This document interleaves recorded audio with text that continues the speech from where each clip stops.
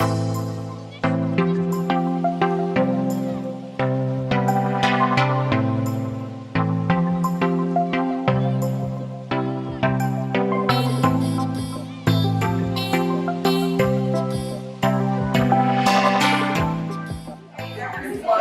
would like to introduce you to Elaine Brown.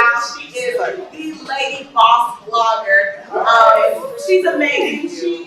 We met when she did an engagement for me, where she talked about sponsorships and how to create amazing brand partnerships.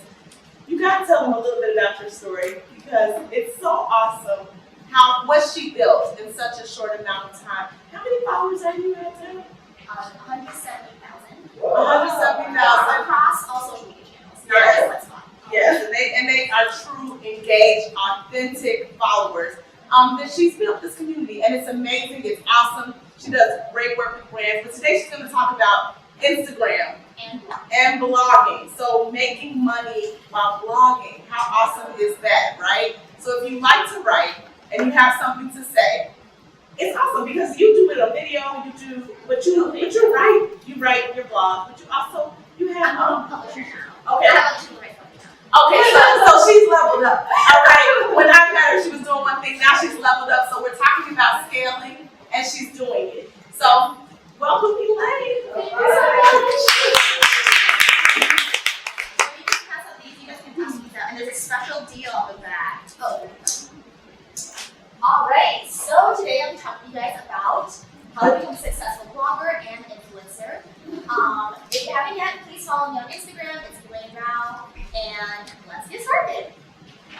So, a really quick story about how I became a blogger and an influencer and what that meant. Originally, I was actually the national wedding sales manager for a global company, and I just did everything weddings, and it was amazing. I loved my job. My job was literally my life. Then one day, my fiance, or he was my boyfriend at the time, that's him over there. Basically, he called me from overseas, and he told me that his brother had just been murdered. And so I asked my boss if I could go and be with him, bury his brother, and his family. And his response shocked me because he said no.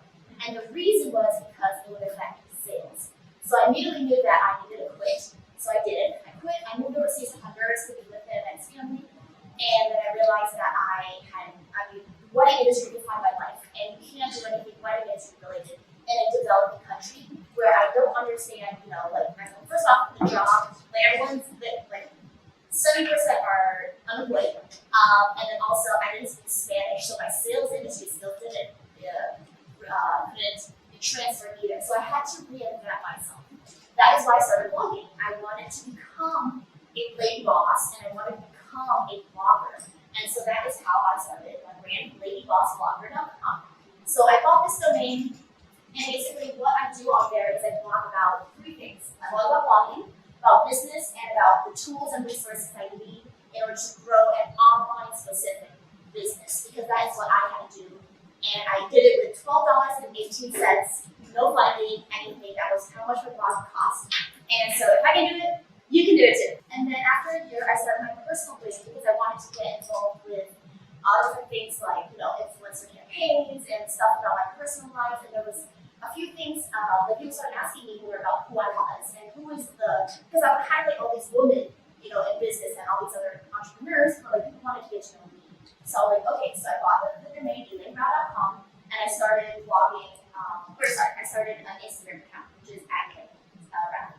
And so on there, I talk about beauty, technology, travel, all three of these are sponsored posts. So, and we'll talk a little bit about how to get those, as well as what brands to look for, etc.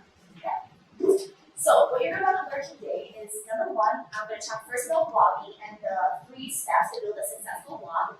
And number one is you have to select a good blogging platform. We're going to talk about the 2 that I recommend and why that is. Number 2, prioritize your blog title structure. This is eminently important, and we'll talk about how to do that as well. Number 3, create good SEO for blog posts and pages.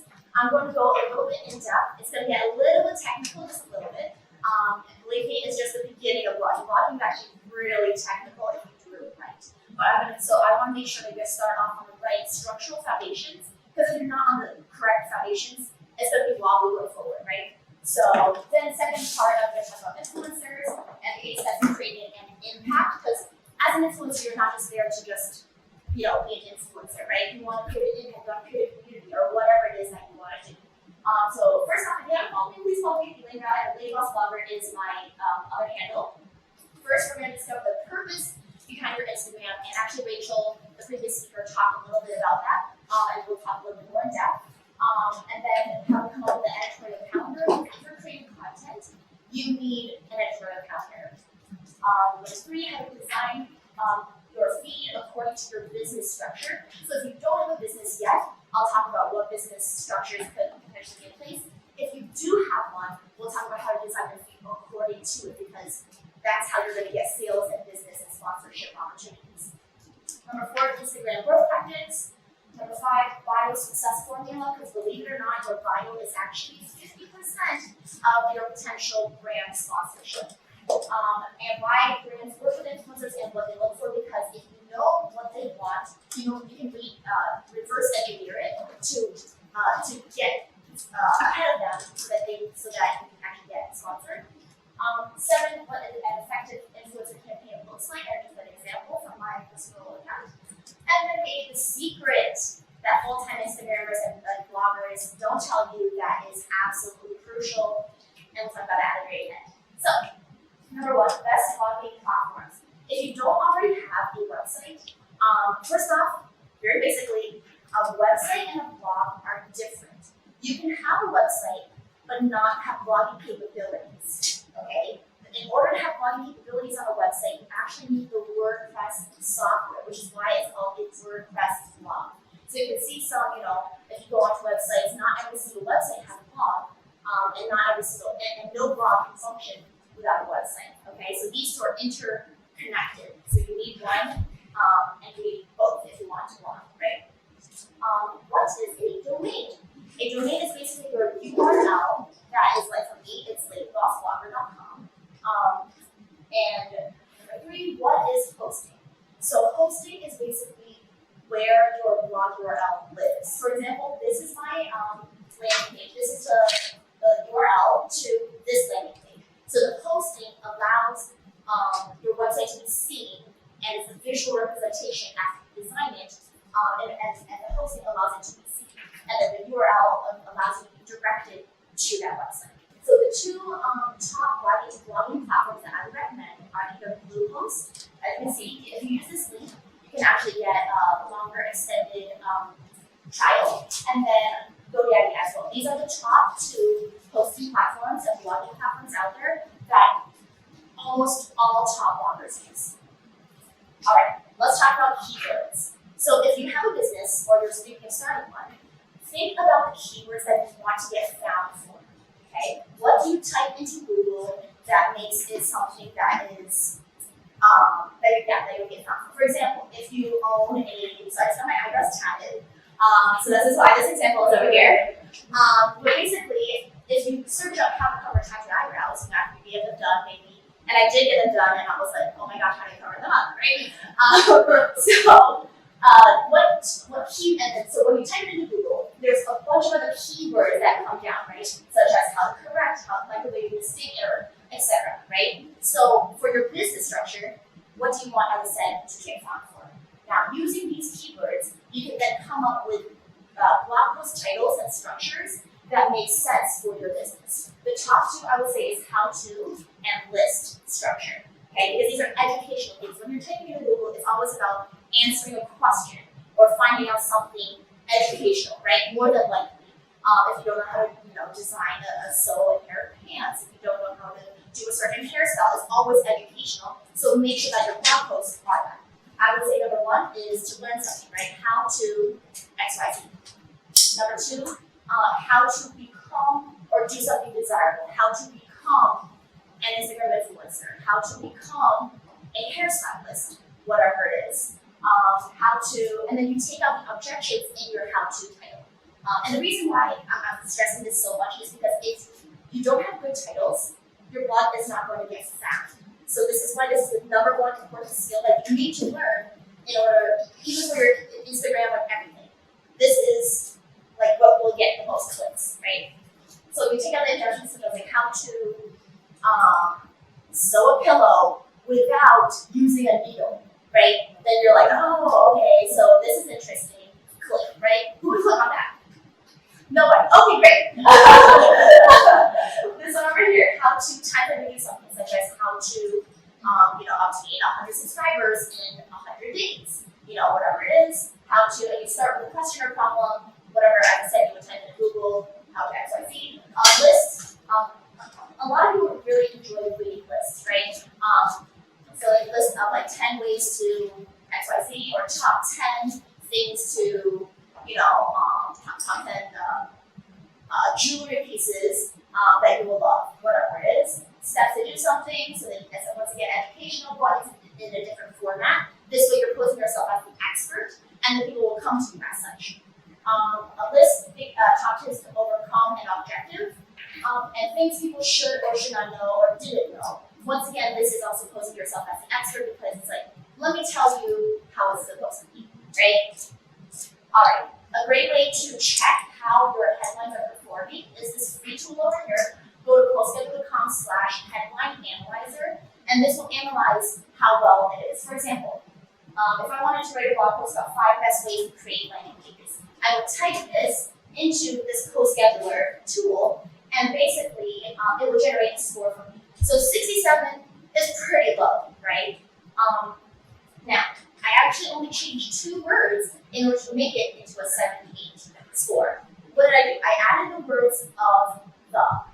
Why is that super important right now? Right now, it's all about voice controls. Google searching is all about how you cater to the person who is it's about conversational. It's about the more colloquial than educational. So, for example, when you're typing in, you probably wouldn't type in 5 best ways, right? You would probably type in or speak to Google like, hey Google, what are 5 of the best ways to create landing pages, right? So that is why the score is so much higher than 5 best ways, right? And you'll learn as you, according to your niche and your category, what works for your personal and professional brand.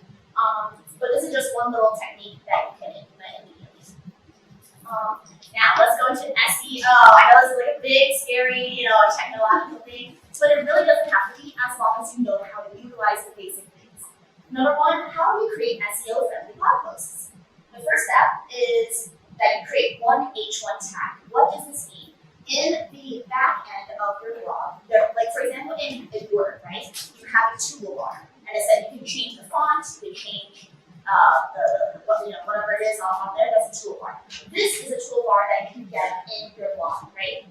Actually, I think it's a Word too, but you need one H1 tag. This is what tells Google what is important, what is your title. So not only is when a human reads your blog, they can tell, oh, this is the title. But when Google, a computer, reads your stuff, they need to tell, they need to be told by a code what is important and how to rank your page accordingly.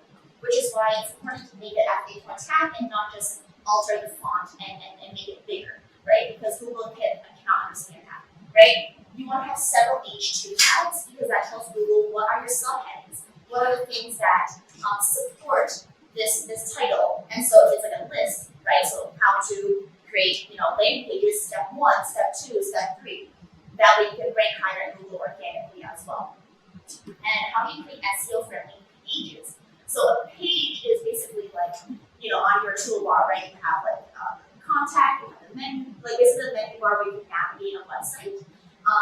You basically want to also, how to create a SEO-friendly web page is that you need 3 specific web pages that Google specifically looks for in order for your site to be considered trustworthy and click-worthy.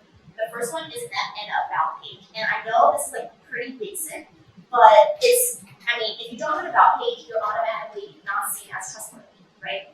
So on your about page, if you are a physical location, mark that down because Google will then mark that down into their Google business pages, and then you'll be able to, learn more local business if that's what it is. Number 2, your credentials, because why should people trust you? What is it about your site that stands out from other people? And then if you don't have credentials, social proof, right? So you might be extremely amazing on what it is that you do, but you may not necessarily have gone to school for it, which is fine, but you'll want to put your social proof as in like how many followers you have, which social medias you're using them at most, and so on and so forth. The second one is your contact page, and And the location of this page is actually really important. So Google just released that basically it has to be on the right-hand corner of your menu bar. Because generally when you go to a website, right, you probably tend to look for it on the right-hand corner. Is that right? Right? So that's what Google considers as a trustworthy site. Okay? And third is an FAQ page. And an FAQ page can actually go into your contact page. It doesn't have to be a separate source.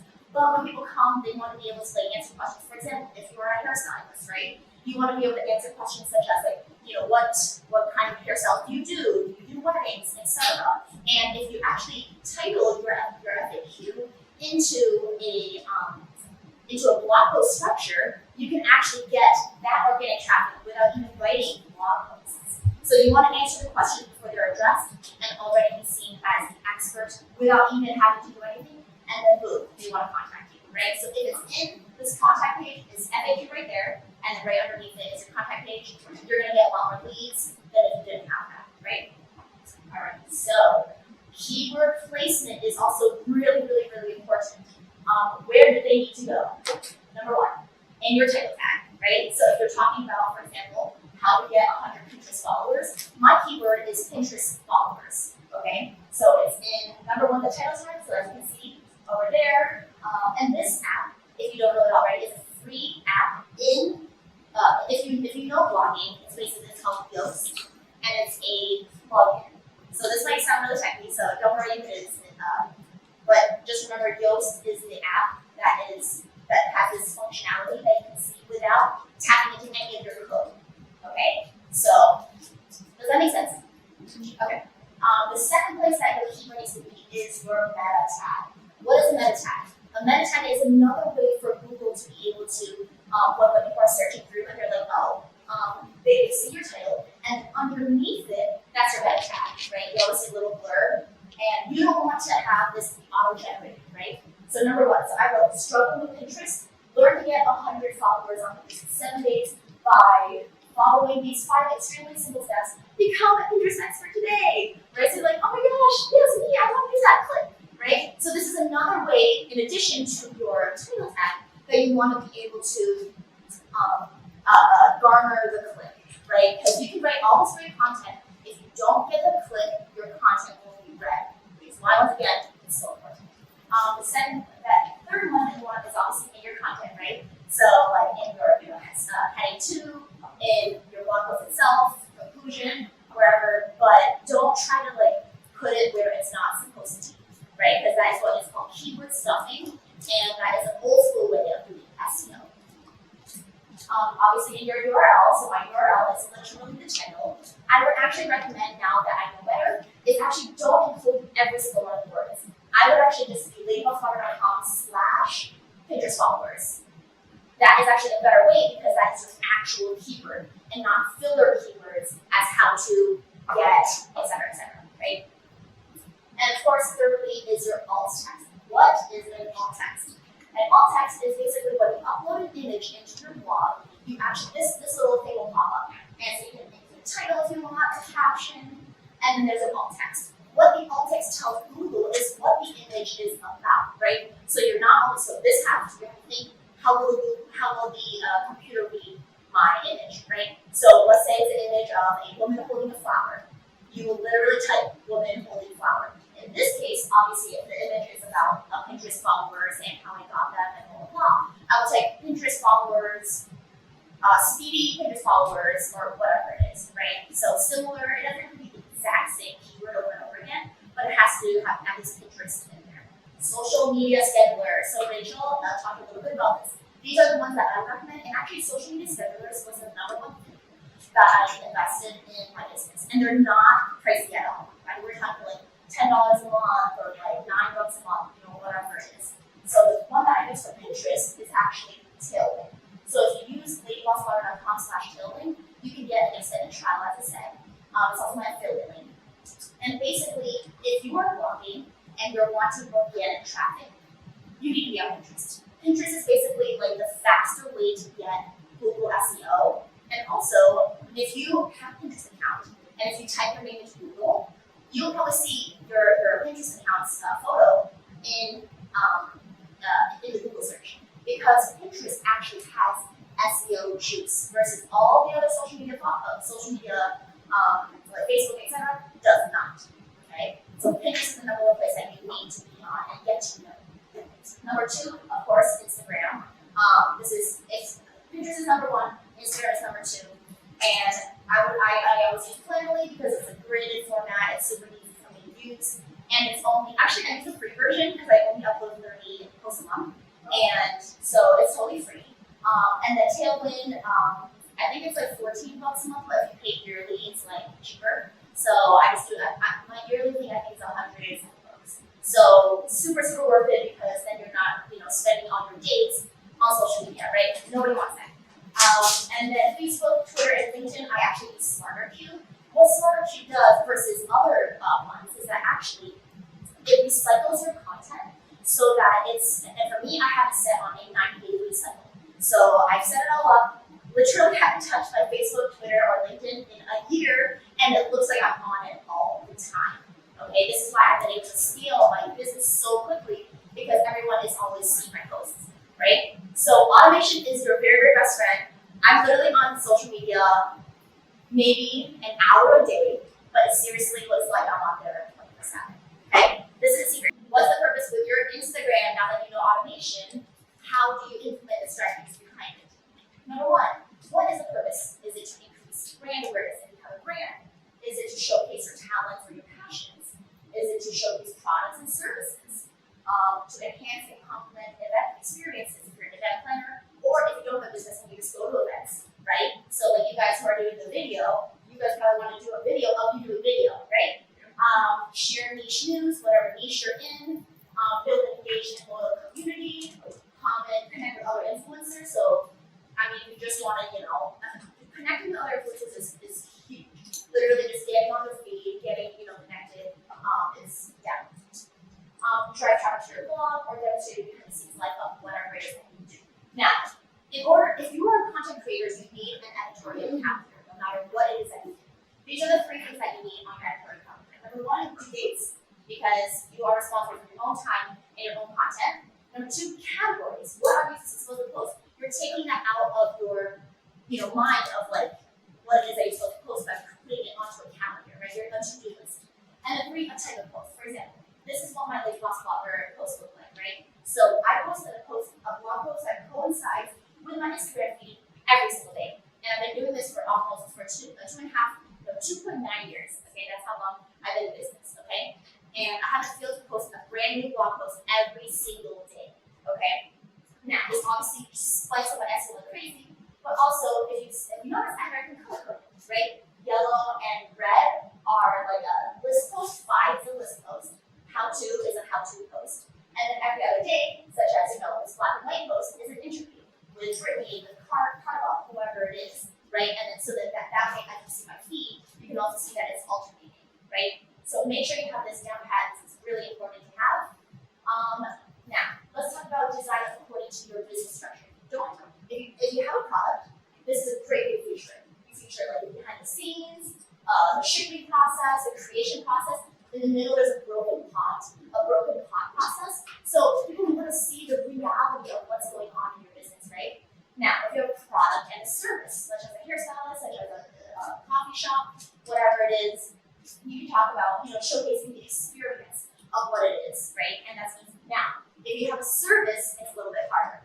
I recommend, doing iconographs or something like that, which can showcase your expertise in a visual way, and that way you can actually, or you can have it in your captions, right? And we'll go through a few examples of what this looks like. Now, these are some really good examples of what an Amazon reseller would look like, right? So for example, if you do e-commerce or Shopify, whatever. So she's showcasing, the behind the scenes, her boxes in her car, the packing process of inspirational quote, her product, as well as a discount code at the very top, right? So she's kind of going all through and she has the content going on. Now, if you're a photographer, don't just showcase your service and the people that you photographs. You want to make sure also showcase who you are, because people are purchasing you and your brand, right? So on the bottom over here, you can see she actually had a photo of her holding a camera, right? On the top, it's all of her, and in the middle, it's actually her and her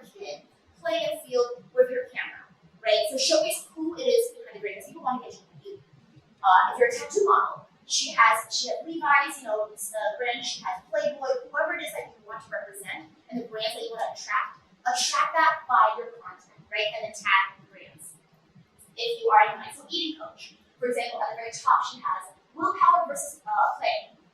Who wins? And then she talks about her expertise in her caption and the tags of the brands that are relevant, right? And so automatically, and she has inspirational quotes over here. She everything there. It doesn't necessarily have to correlate with a blog post either. This can just be on Instagram, right? I would obviously, I'm a blogger, so I would recommend you have it. But if you can't, this is the best way to start.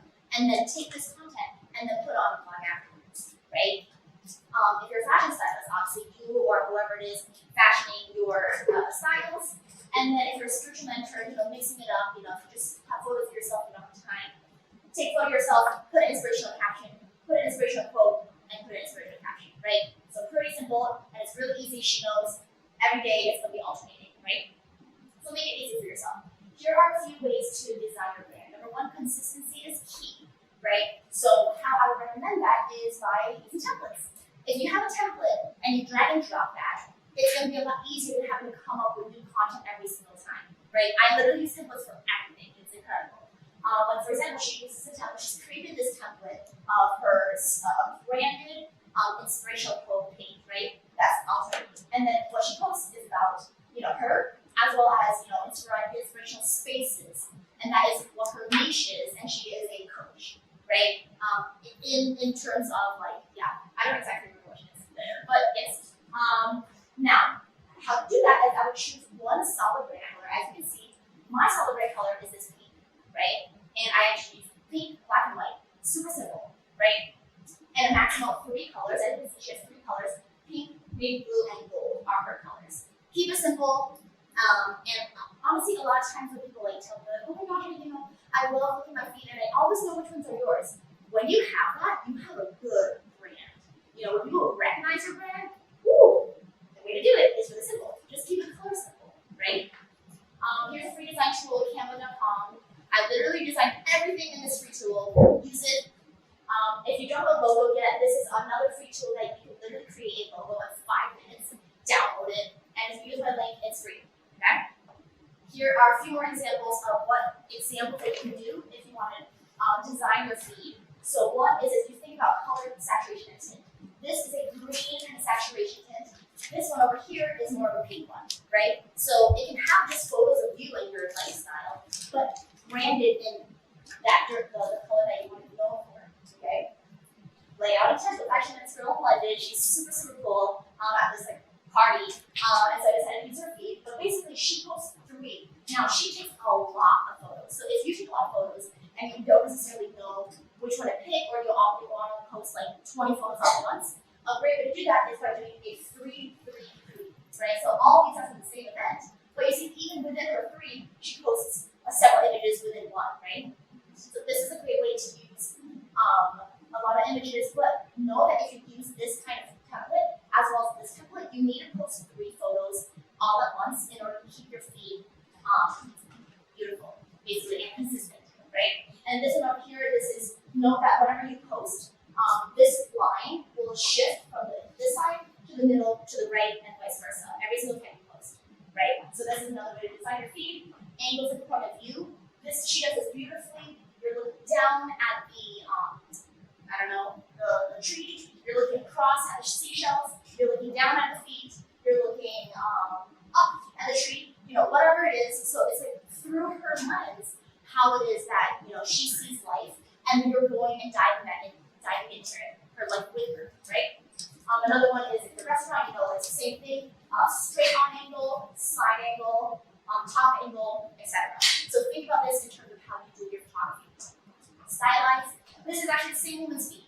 This is how she started her feed, and this is how her feed ended up. So don't worry how you start. Worry about the progression of your account and how it is that you want it to be designed, right? So she obviously wanted to be more designed that way. Great. Okay.